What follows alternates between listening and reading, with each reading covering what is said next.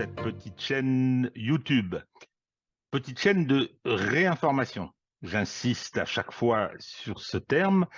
Nous ne sommes pas là pour soutenir tel ou tel camp, dire que les États-Unis ont raison, dire que la Chine est la nouvelle puissance et qu'il faut s'incliner, justifier les stratégies des uns et des autres. Non, nous essayons d'appréhender le réel, c'est-à-dire de savoir ce qui se passe pour pouvoir se déterminer. Non pas savoir qui a tort, qui a raison, ça c'est plus compliqué, mais savoir dans quel contexte nous évoluons, dans une mutation historique tout à fait considérable, dont l'importance et les enjeux sont obscurcis par la propagande que déverse le système médiatique français, qui se déshonore un peu plus tous les jours. Donc on a essayé, à notre place, à notre modeste place, de faire ce travail de réinformation. Alors c'est pas si simple. C'est pas si simple, ça nécessite des réorganisations, ça nécessite de trouver des moyens. On en a déjà parlé à plusieurs reprises. Alors peut-être certains ont été surpris, ou tous d'ailleurs ont été surpris de voir que cette semaine, nous avions un éclairage de vue du droit, la guerre en Ukraine, mais intermède. C'est-à-dire que ça n'est pas une vidéo telle que nous les avons produites depuis maintenant 39 semaines. Ce sera aujourd'hui quelque chose de différent, vous l'allez voir, mais surtout, ça indique que nous n'avons pas pu déjà organiser la semaine comme nous l'avions prévu, et nous en avions prévenu. Nous avons dû donc prendre des mesures, et en particulier pour pouvoir aborder dans les meilleures conditions la semaine prochaine. Et je souris un peu parce que je vous invite vraiment à être fidèle au poste la semaine prochaine, car nous avons des éléments importants, nous avons des événements probablement importants à vous soumettre. J'avais déjà donné quelques pistes en indiquant que nous souhaitions avoir des entretiens, nous souhaitions avoir des confrontations avec des interlocuteurs d'une certaine envergure. Je crois que nous allons pouvoir, la semaine prochaine, commencer cette façon de procéder, commencer cette approche. Voilà. Donc, pas de souci. Certains ont remarqué probablement que j'avais quand même mis le générique parce que je sais qu'il a ses fans.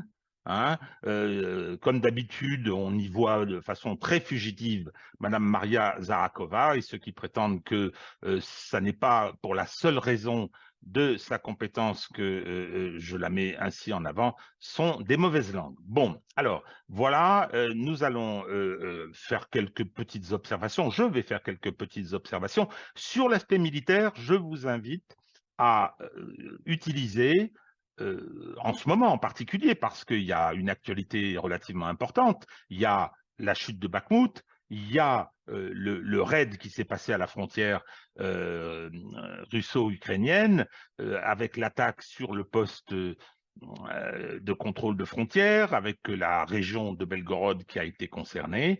Vous trouverez, comme d'habitude d'ailleurs, sur Veille Stratégique, toutes les informations dont vous avez besoin sur, je vais dire, à la limite, la dimension tactique de la semaine qui vient de s'écouler. Alors, ce que j'aurais voulu, avant de revenir sur un des enjeux de ce qui se produit aujourd'hui après la chute de Bakhmout, je voudrais très rapidement, parce qu'au bout d'un moment, ça finit par tourner à la manie.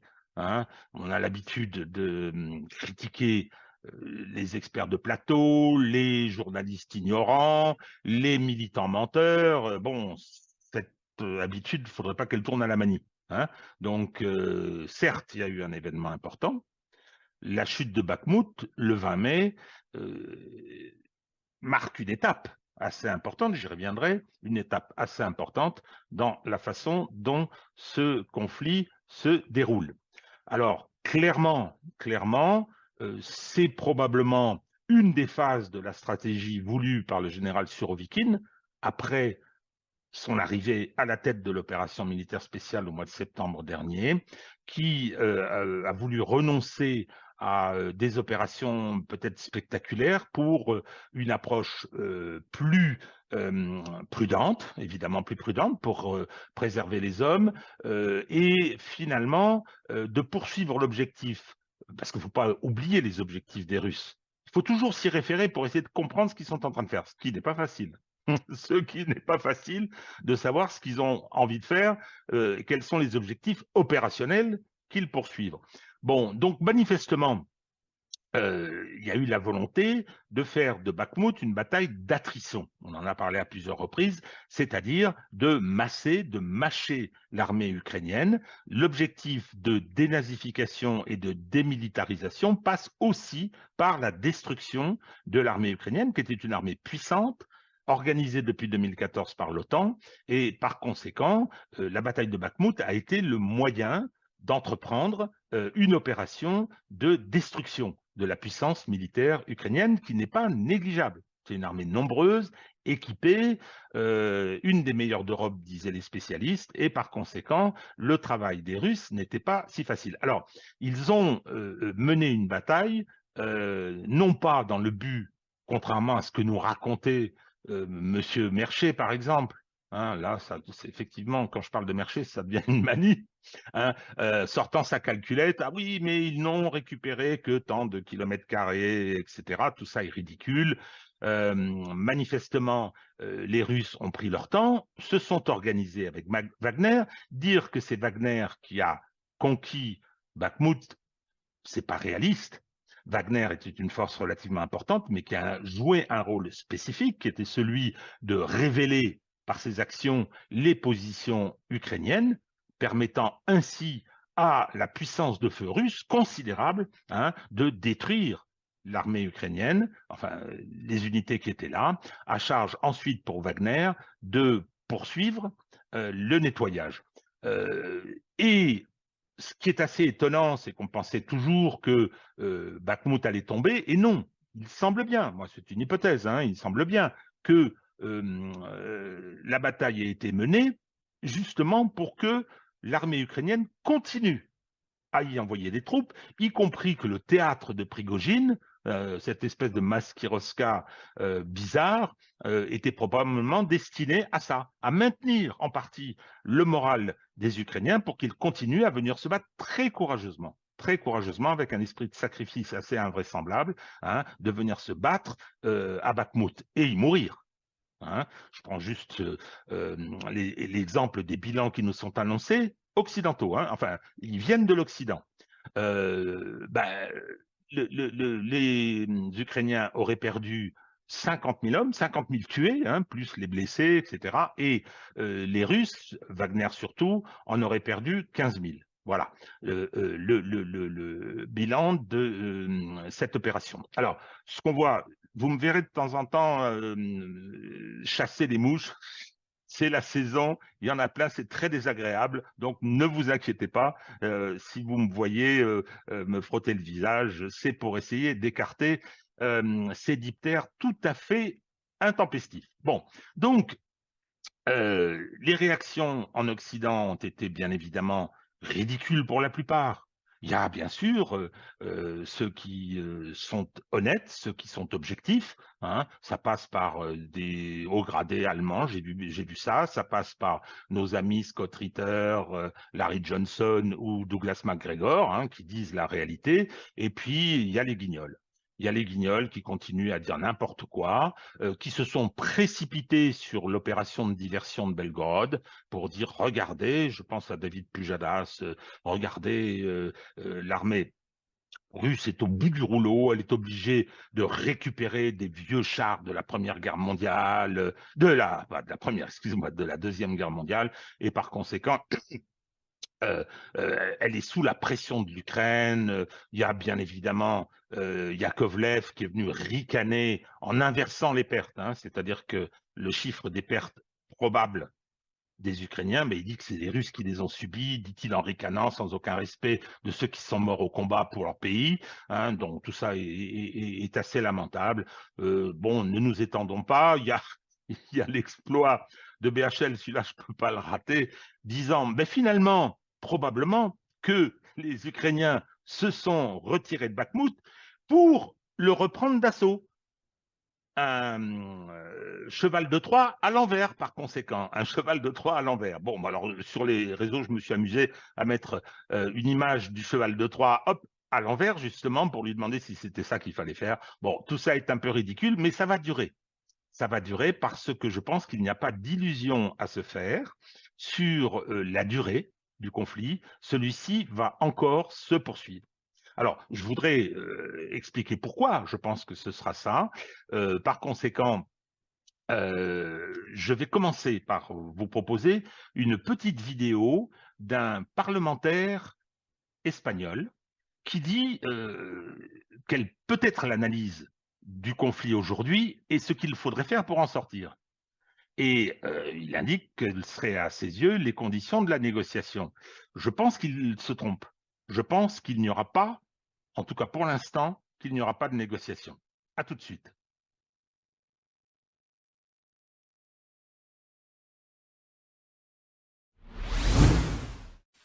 ¿Realmente piensan ustedes que Ucrania puede vencer a una potencia como es Rusia, que además es una potencia nuclear? Me deja francamente muy preocupado. ¿Piensan que se puede tomar Crimea a través del estrecho de Perekop o tendrán que hacer un desembarco tipo Normandía? ¿Con qué y dónde? Seamos realistas, por Dios. En segundo lugar, cuando plantea que Ucrania tiene que realizar su autodefensa a través de una fuerte producción de armamentos, para tener una producción de armamentos hace falta tener compradores, porque no es posible mantenerla de una forma interna. Quieren crear una Prusia absolutamente incapaz, porque los armamentos sofisticados no se pueden crear si no se exportan para poderlos justificar económicamente. Mire, esta es una guerra que Ucrania no puede ganar y que Rusia no puede perder. Para ello lo que hay que hacer ciertamente es armar a Ucrania para que en la negociación tenga una capacidad fuerte de negociar y en una situación de debilidad. Ce que dit ce parlementaire espagnol est très intéressant. D'abord, il explique que l'Ukraine ne peut pas gagner la guerre. À partir de quelques considérations, il ne va pas dans une analyse approfondie, mais il dit, voilà, non, il y a une disproportion des forces. Et si vous souhaitez que l'Ukraine développe une industrie d'armement, ça n'est pas sérieux.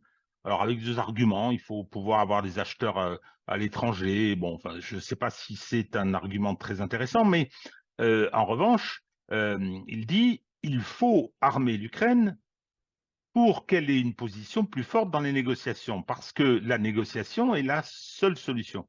Voilà. Hein. Donc, armons l'Ukraine, continuons à l'armer, nourrissons cette guerre, parce que ça permettra à l'Ukraine d'être en meilleure position, et par conséquent, elle pourra entamer des négociations. Alors, effectivement, le raisonnement sur le fait que c'est l'équilibre entre les forces qui pousse à la négociation n'est pas faux.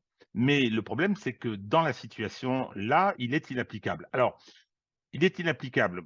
Vous allez me voir me tourner vers des petites notes que j'ai prises, mais j'ai essayé, en allant lire des choses à droite à gauche, en écoutant un petit peu ce que les Russes disent, j'ai essayé de me mettre à leur place et de regarder les choses avec leurs yeux sur cette possibilité de pourparler, cette possibilité de négociation, et je crois que c'est une impasse pour l'instant.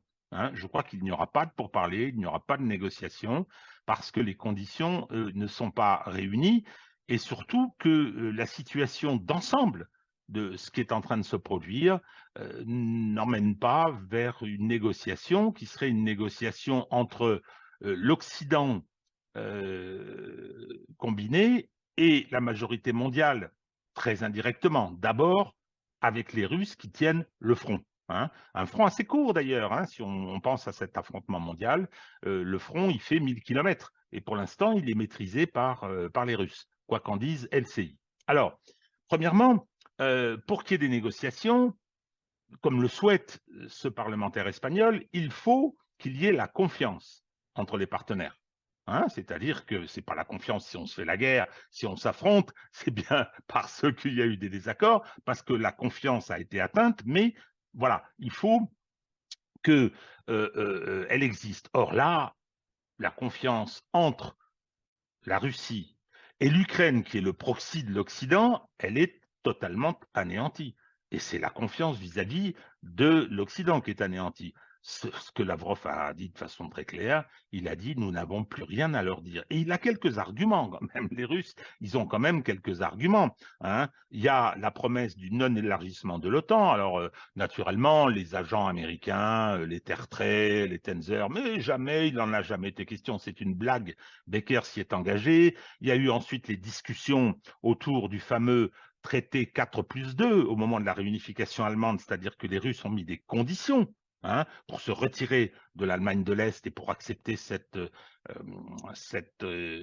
réunification, hein. Et donc, par conséquent, ce traité 4+2, il a été violé. Il a été violé encore récemment, d'ailleurs, hein, par les Allemands qui ont accepté de transférer des armes à l'Ukraine sans que ça leur pose le moindre problème, alors que c'était en violation de ce traité.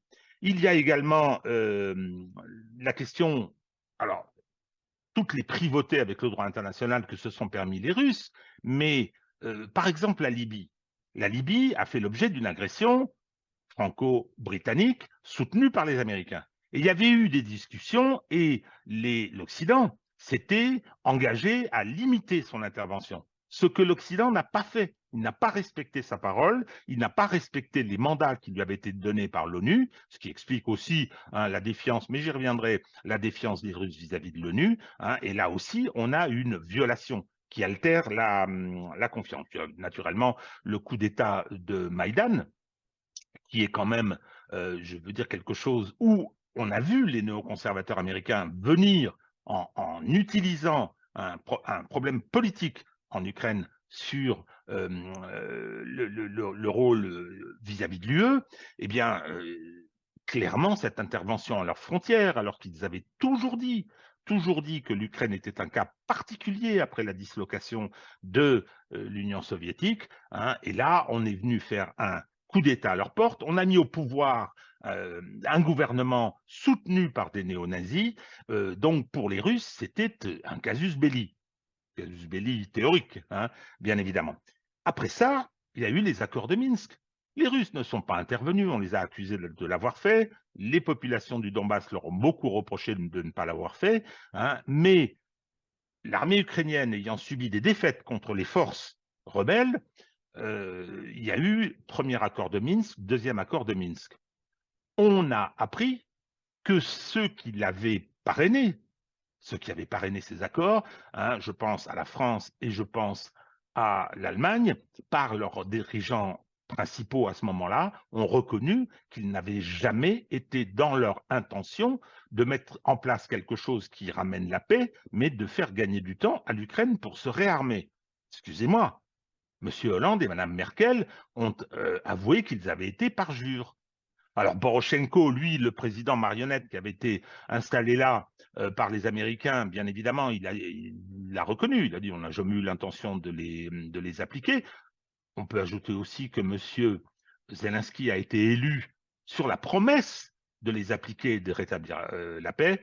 Il n'a jamais pris la moindre initiative dans cette direction. Donc c'est particulièrement grave qu'il y ait eu de la part de grands pays européens ce parjure, hein, cette forfaiture, l'irrespect de la parole donnée. Mais ce qui est plus grave, c'est que la défiance, elle se tourne également, elle concerne également l'ONU, parce qu'il faut rappeler, et on l'a déjà dit, que les accords de Minsk, eh bien, ils ont été approuvés par le Conseil de sécurité de l'ONU. Le Conseil de sécurité les a approuvés. Donc, ils avaient l'autorité de l'instance internationale, ce qui n'est quand même pas rien. Donc, aujourd'hui, vous venez dire aux Russes, ben, écoutez, on va discuter, il faut que vous ayez confiance en nous, ils vont vous rironner. Bon, ils ont déjà dit d'ailleurs qu'il n'était pas question de discuter. Les Russes ont quand même fait une dernière tentative. À la fin de 2021, ils ont envoyé un mémorandum assez long en disant, voilà, il faut qu'on fasse un traité de sécurité collective en Europe, ce qui est une bonne idée, hein. Il y a des tas de choses à discuter, donc, et il faut le faire par écrit, parce que maintenant ça va, hein, donc on va se mettre autour d'une table et on va discuter. Les Américains n'y ont même pas répondu.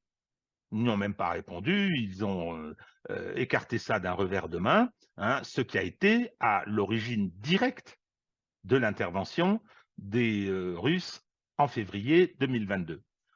Plus récemment, et parce que ça concerne aussi l'ONU, c'est le fameux accord sur les céréales.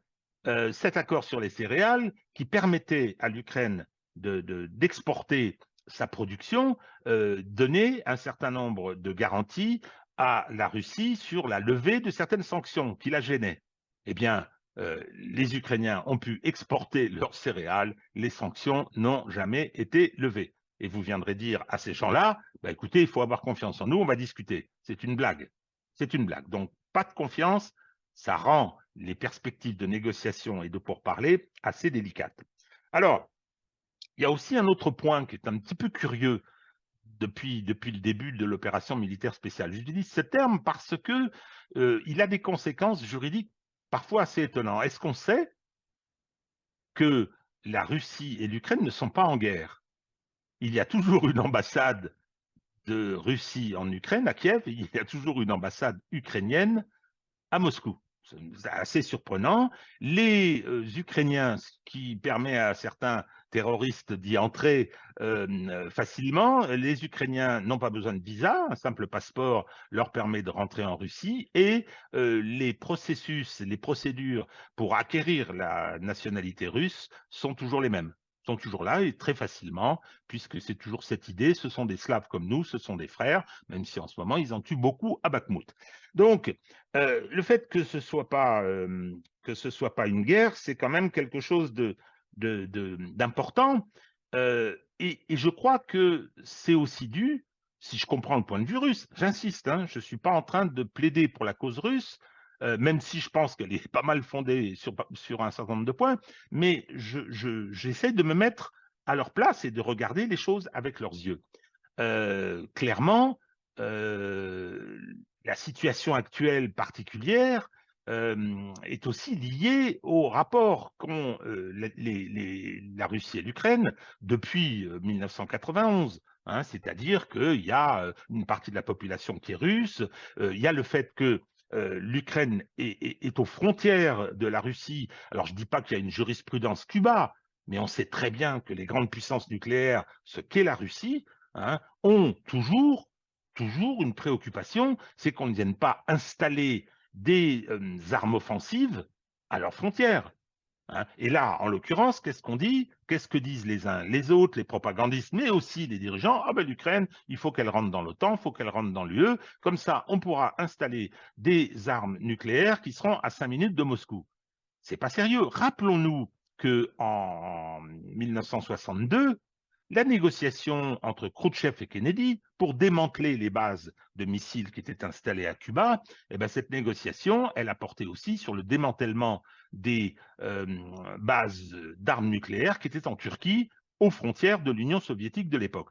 Donc, voilà, c'est quand même ça qui est extrêmement présent. Et la revendication des Russes, du point de vue de leur sécurité, et on sait très bien à quel point c'est une question ultra sensible depuis Barbarossa, eh bien, elle doit être envisagée et traitée comme telle, même si on dit que les principes voudraient la souveraineté ukrainienne, etc.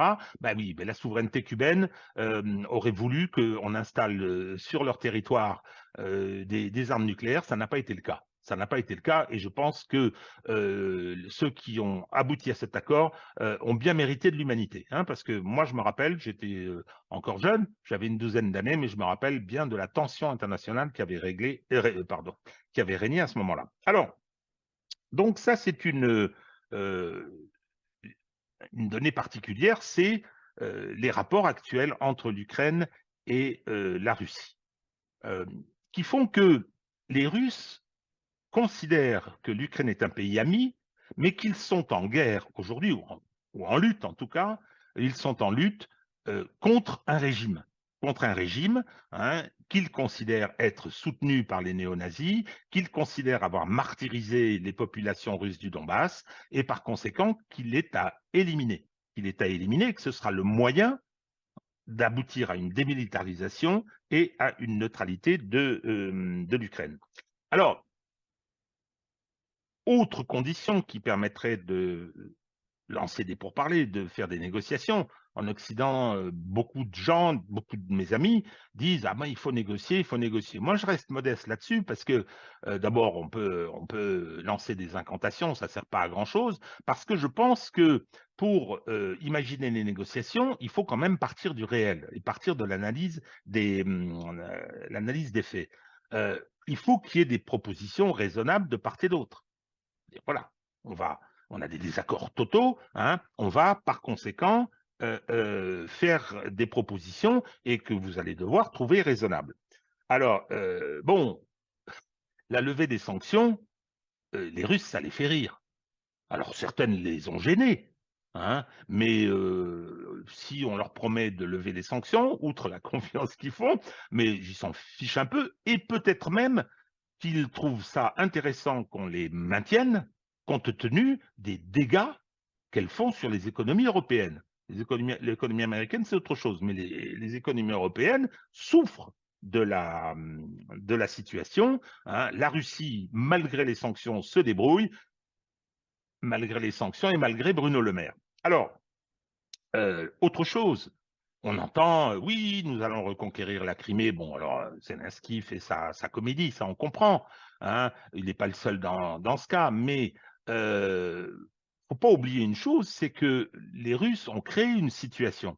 D'abord en 2014 avec la Crimée, alors ils disent droit des peuples à disposer d'eux-mêmes, ils ont fait des référendums, c'est pas reconnu par une partie de la communauté internationale, comme le Kosovo n'est pas reconnu, comme l'indépendance de Taïwan n'est pas reconnue. Bon, il y a des réalités de cette nature, mais en tout cas, ils ont donc récupéré la Crimée qu'ils ont intégrée à la Fédération de Russie, et là, depuis l'opération militaire spéciale, ils ont intégré, je vais donner les zones, République populaire de Donetsk, la République populaire de Lugansk, les régions de Zaporozhye et de Kherson, qui donc désormais font partie intégrante de la Russie, et selon la constitution russe, toute mise en cause de cette appartenance est un crime.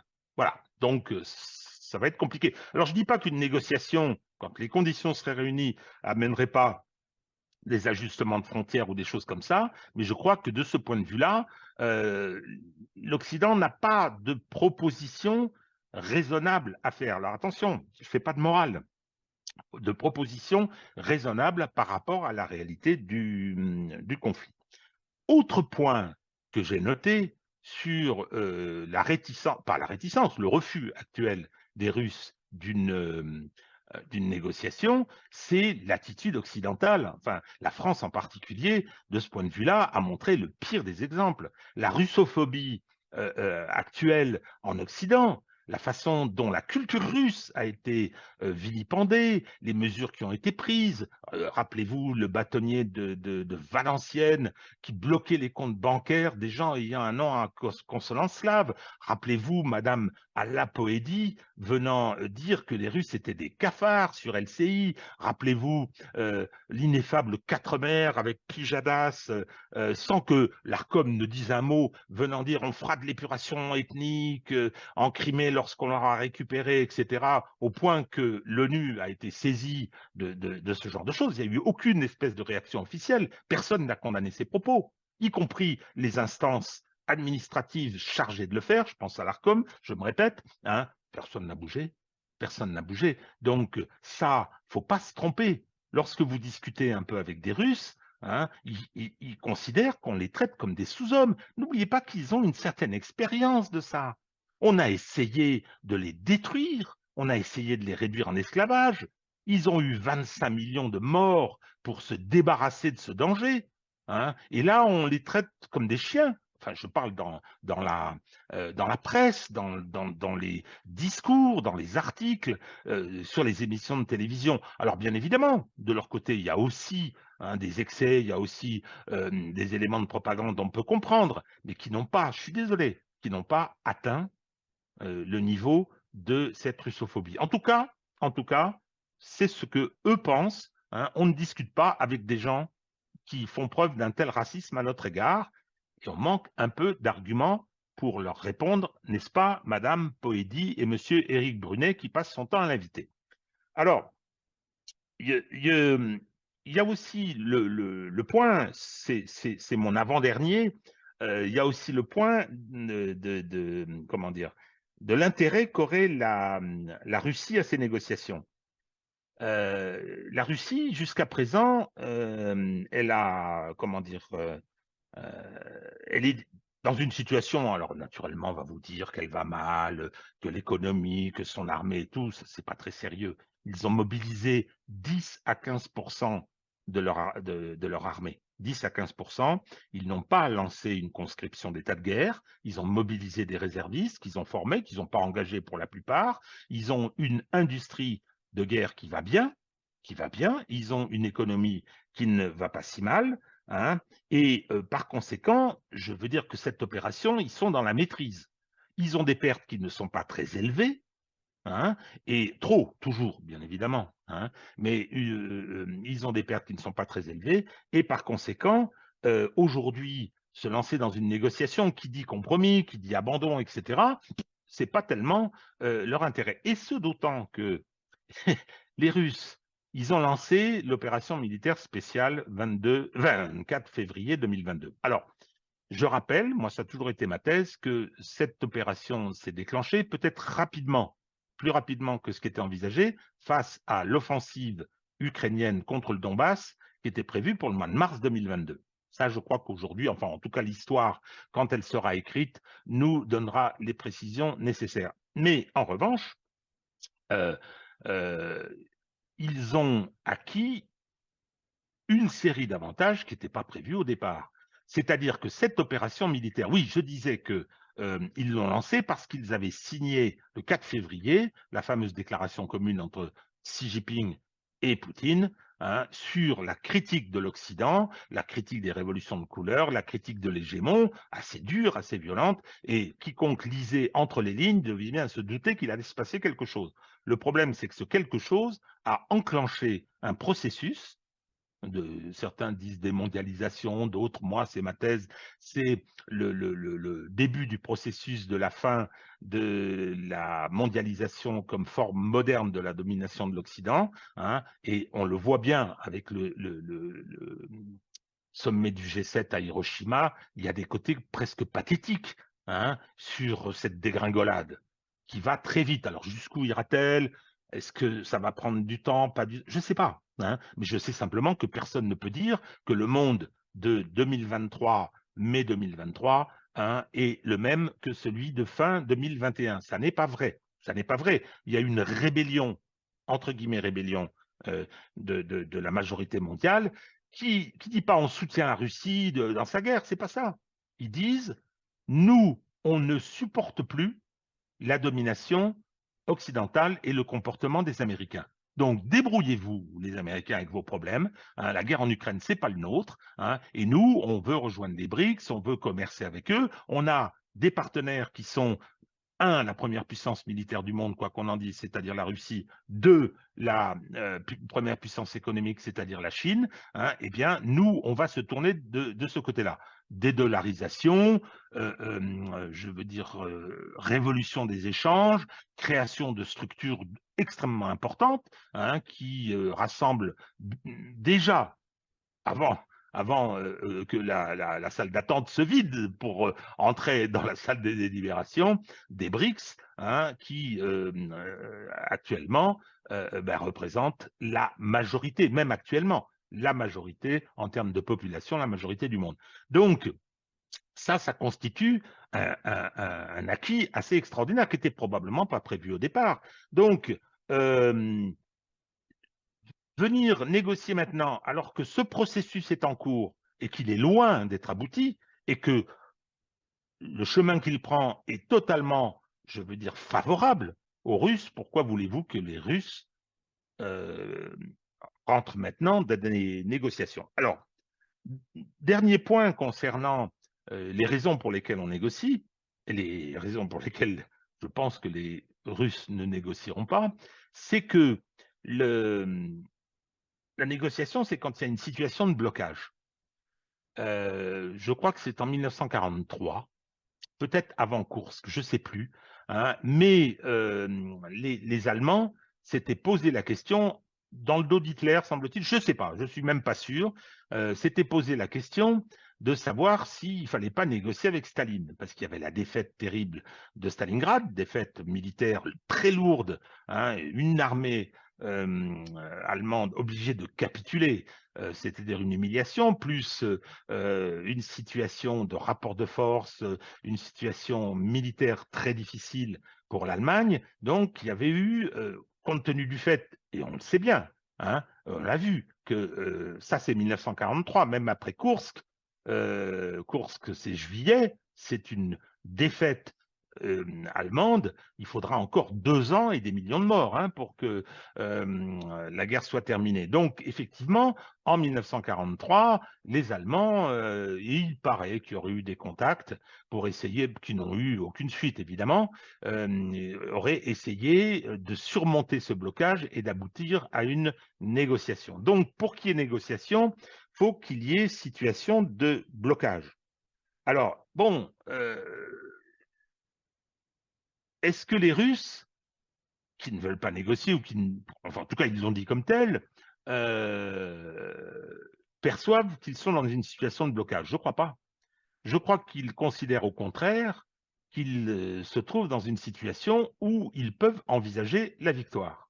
Alors, on ne va pas rentrer dans le détail, ils ont pas mal d'éléments à ce sujet.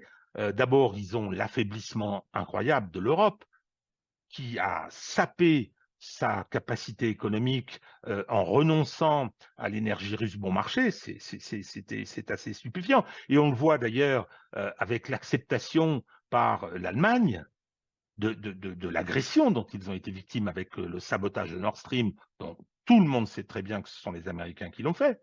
Hein.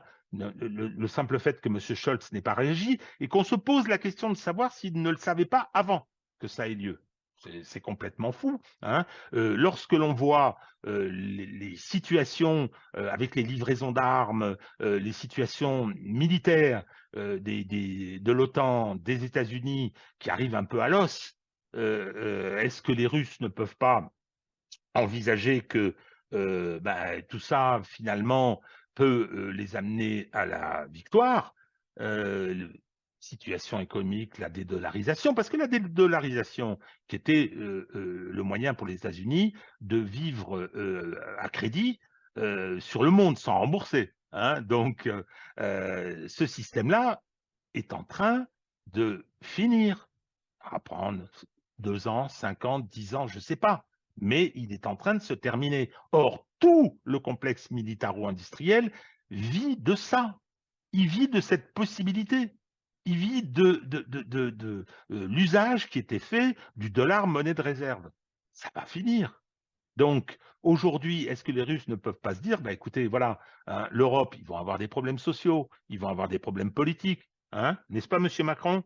Donc, l'Allemagne, évidemment. Déjà aux États-Unis, il commence à y avoir pas mal de voix qui se lèvent. Il y a eu une pétition qui a été publiée dans le New York Times, mais c'est un achat. C'est-à-dire que les signataires, qui sont des militaires, d'anciens hauts fonctionnaires, etc., ils ont acheté un espace, mais le journal n'en a pas dit un mot. C'est amusant. Hein. Bon, il y a le changement de ton, y compris hein, des dissidents. Je pense à nos amis Scott Ritter, Douglas McGregor ou Larry Johnson. Donc, tout ça fait que la situation n'est pas défavorable. Elle n'est pas nécessairement une situation de blocage pour les Russes. Et puis, en ce qui concerne, alors, capitulation, reddition, mais écoutez, si on regarde l'histoire, les États-Unis, ils savent faire. Hein. Le 30 avril 1975, moi j'ai des souvenirs là, hein, de voir les hélicoptères américains venant chercher les populations à l'ambassade des États-Unis qui voulaient s'enfuir, les hélicoptères qui se posaient sur le pont des porte-avions et qu'on poussait dans l'eau pour faire de la place. Enfin, ça a été une débandade totale. Ça a été une débandade totale. Bon, il n'y a pas longtemps, il y a eu ce qui s'est passé en Afghanistan. Enfin, c'est une débandade presque pire que celle du Vietnam, parce qu'ils s'étaient retirés, ils avaient laissé une armée en place. Bon, en Afghanistan, les Américains ont fait pareil, mais ils sont partis à toute allure. Ils ont laissé les armes, ils ont laissé les bases, et ça a été dans une espèce de panique. Mais ça, attendez, ça s'appelle une capitulation, ça, en race campagne, hein, contre, comme disent certains commentateurs, contre des éleveurs de chèvres. Ben oui, c'est eux qui ont gagné. Ils sont rentrés chez eux, hein, ils se sont installés au gouvernement, ils ont mis les Américains dehors. Donc aujourd'hui, est-ce que il ne peut pas se produire un événement de cette nature quand on voit aussi euh, la guerre en Ukraine, la guerre en Irak, pardon, en 2003, hein, c'était les néocons, les cinglés du sous-sol qui voulaient refaire et remodeler le Moyen-Orient. 2 millions de morts, 30 millions de déplacés, plus ensuite la guerre civile en Ukraine, ce qui s'est passé en Libye, c'est une catastrophe. Et c'est une défaite pour les États-Unis. Ils ont dû quitter l'Irak. Hein, ah, on va instaurer la démocratie, tu parles. Enfin, c'était surtout pour des intérêts géostratégiques, mais ils ont été battus. Alors, ils occupent encore une petite partie de la Syrie, pas sûr qu'ils puissent y rester. En tout cas, la défaite, ils savent faire, je dirais. Donc, les Russes peuvent se dire, bon, ben voilà, nous, on a des perspectives de victoire, on n'est absolument pas pressé, parce que je sais que pendant longtemps, on a pensé qu'il y aurait des offensives russes de grandes flèches. Je me rappelle Douglas MacGregor, on se posait la question, on regardait la météo pour savoir s'il y aurait Rasputitsa ou s'il y avait du gel et tout. Et en fait, non, non, je crois qu'on ne connaissait pas les objectifs russes de cette deuxième phase, après la phase initiale. C'est que oui, ils ne sont pas pressés. Ils ne sont pas pressés, ils veulent détruire l'armée ukrainienne, ils veulent démilitariser ce pays, et ils le font avec le hachoir à viande, hein, c'est terrible, mais c'est comme ça. Et parce que si l'Ukraine s'effondre, si elle s'effondrait, parce qu'on se pose beaucoup de questions sur l'état de santé des chefs, bon, qui semble-t-il ont été blessés, sur l'attitude de Zelensky, qui ne fait le tour du monde sans rentrer en Ukraine. Je ne sais pas, hein, là-dessus, je n'ai pas de considération, je n'ai pas d'avis ni d'information, mais on se pose beaucoup de questions, et la question de l'effondrement, cette question-là, cette question de l'effondrement de l'Ukraine, elle était posée depuis assez longtemps, et elle est posée aujourd'hui. Mais je pense que ce n'est pas du tout l'intérêt des Russes que cet effondrement. Pas du tout. C'est-à-dire que ça voudrait dire quoi? Ça voudrait dire qu'à ce moment-là, on aurait un pays où il serait nécessaire de rétablir l'ordre. Ben, il n'y a pas 36 solutions. Soit c'est eux qui le prennent en charge, et à ce moment-là, il faut qu'ils aient l'Ouest ukrainien avec une population très hostile, soit ce sont les Occidentaux, et le problème reste entier. Hein, on a vu passer ces jours-ci les fameuses hypothèses de solution à la coréenne, c'est-à-dire que, ben oui, on coupe le pays en deux, l'Occident garde l'autre, il en fait une espèce de pays, une principauté, un peu croupion certes, mais avec suffisamment de territoire pour accueillir des armes nucléaires, pour devenir un bastion militarisé, ce qui fait que pour les Russes, le problème resterait entier. Donc aujourd'hui, est-ce que les Russes ont intérêt à négocier? Je ne crois pas. Je ne crois pas. Je crois que jusqu'à présent, s'ils font le bilan coût-avantage de ce qu'ils ont fait, il est positif. Il est positif. Ils ont récupéré des territoires qui sont des territoires économiquement intéressants, sur le plan géopolitique également intéressants. Ils ont déclenché un processus mondial qui les arrange. Hein. Monsieur Xi Jinping vient voir Vladimir Poutine et lui dit, voilà, nous assistons à un changement qui ne s'est pas produit depuis 100 ans, et ce changement, nous allons le conduire ensemble. Bon, c'était pas ça en 2020. Hein. Alors, naturellement, Macron va venir vous dire, ah, ils sont les vassaux, parce que je me suis trompé dans une autre vidéo, j'avais inversé, tout en sachant que Macron disait bien que la Russie était devenue le larbin des Chinois. Cela n'est pas sérieux. Ça, c'est pas très sérieux. Hein. Donc, aujourd'hui, je vais conclure là-dessus. Est-ce qu'une négociation est envisageable? Est-ce qu'elle est possible?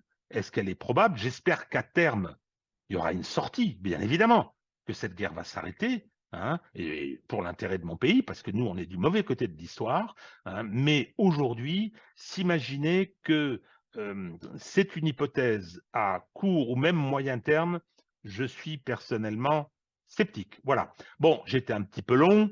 Je vous rappelle que la semaine prochaine, on aura donc cette émission particulière, hein, et on va poursuivre notre travail, on va poursuivre la réorganisation de ce que nous faisons pour essayer un petit peu de continuer à monter des marches, hein, avec d'autres moyens d'expression. Hein, mais je vous tiendrai au courant dès lors que bon, ben, on aura pu régler tous les problèmes qui se posent au fur et à mesure. Voilà, à très bientôt.